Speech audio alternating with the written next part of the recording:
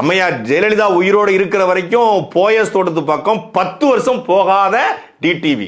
ஏன் 10 வருஷம் போகணும் அப்படின்னா அதுக்கு ஒரு மிகப்பெரிய பேக் ஸ்டோரி இருக்கு. அந்த ஸ்டோரியை சொல்ல ஆரம்பிச்சா தேனியில் கூடிய டிராவலர்ஸ் பங்களா இருக்கு பாருங்க, சுற்றுலா மாளிகை, அது அதிர்ந்துரும். அந்த சுற்றுலா மாளிகையில மட்டும் சிசிடிவி இருக்கும்னா டிடிவி குறித்த கதைகளை அது பேச ஆரம்பிச்சிடும். தங்க தமிழ்ச்செல்வன் வந்து டிடிவி தினகரனுடைய தளபதி போல இருந்தவர். தங்க தமிழ்ச்செல்வனுக்கும் டிடிவி தினகரனுக்கும் எங்க மோதல் தொடங்குது?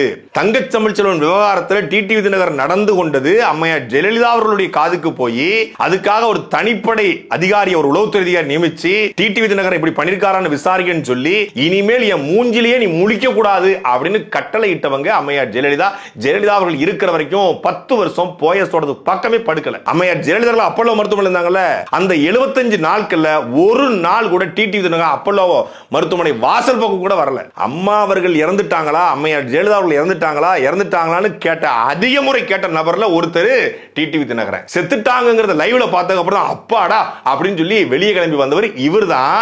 அந்த அம்மாவுடைய முகத்தை கொடியில போட்டுக்கிட்டு இப்போ கட்சி நடத்திட்டு இருக்காரு.